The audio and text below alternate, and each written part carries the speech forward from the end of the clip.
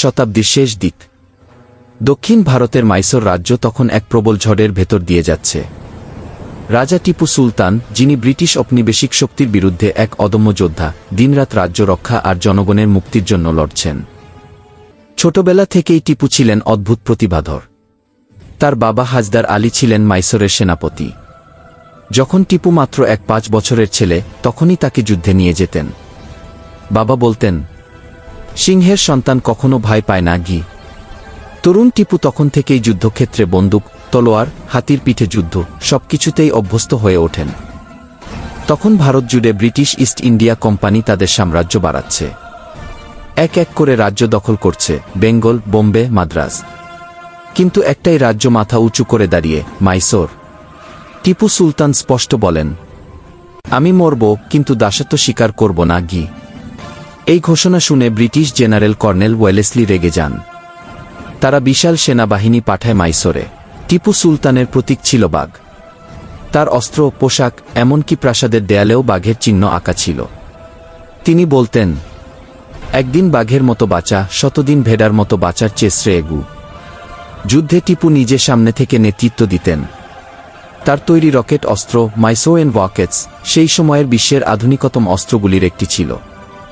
British সেনারা প্রথমবারের মতো আকাশ থেকে আগুন পড়ছে কি দেখে হতভম্ব হয়ে যায়। 1799 সাল। ব্রিটিশ সেনারা চারদিক থেকে ঘিরে ফেলেছে সেরিঙ্গাপাটাম দুর্গকে, টিপুর রাজধানী। টিপুর সেনারা সাহসিকতার সঙ্গে প্রতিরোধ করছে, কিন্তু ইংরেজদের অস্ত্র আর সংখ্যা দুটোই অনেক বেশি। রাতের শেষে যখন প্রহরীরা ক্লান্ত, তখন দুর্গের দেয়াল ভেঙে ঢোকে ব্রিটিশ সেনারা। চারদিকে গুলির শব্দ, আগুন, ধোঁয়া, চিৎকার। টিপু নিজের সোনার তলোয়ার হাতে যুদ্ধক্ষেত্রে ঝাঁপিয়ে পড়েন। তার পাশে কয়েকজন বিশ্বস্ত সৈনিক। এক ইংরেজ অফিসার টিপুকে আত্মসমর্পণ করতে বলে, কিন্তু টিপু উত্তর দেন, টিপু সুলতান মরে যাবে, কিন্তু বন্দী হবে না। এবং তলোয়ার তুলে শেষ লড়াইয়ে ঝাঁপিয়ে পড়েন। রক্তে ভিজে পড়ে আছে দুর্গের প্রাচীর। টিপু সুলতানের দেহ পড়ে আছে সৈন্যদের ভিড়ে। ব্রিটিশরা তার মুখ দেখে হতবাক। একজন রাজা, যিনি রাজ্য হারালেন, জীবন হারালেন, কিন্তু আত্মসম্মান হারাননি। পরদিন সকালে সূর্য উঠলে দেখা যায় সেরিঙ্গাপাটামের পতাকা এখনও বাতাসে উঠছে। মানুষ বলে, বাঘ ঘুমিয়েছে, মরে যায়নি গি। আজও দক্ষিণ ভারতের পাহাড়ে, দুর্গে আর ইতিহাসের পাতায় টিপুর নাম গর্বের সঙ্গে উচ্চারিত হয়। তিনি কেবল একজন রাজা নন, তিনি ছিলেন স্বাধীনতার আগুনের প্রথম শিখা, যার আলো পরে পুরো ভারত জুড়ে জ্বলে উঠেছিল।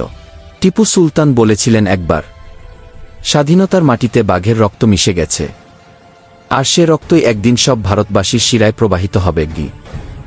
আজও সেই কথা সত্যি মনে হয়, কারণ ইতিহাসে টিপু সুলতান রয়ে গেছেন একজন বাঘ, একজন বীর, এক অনন্ত অনুপ্রেরণা।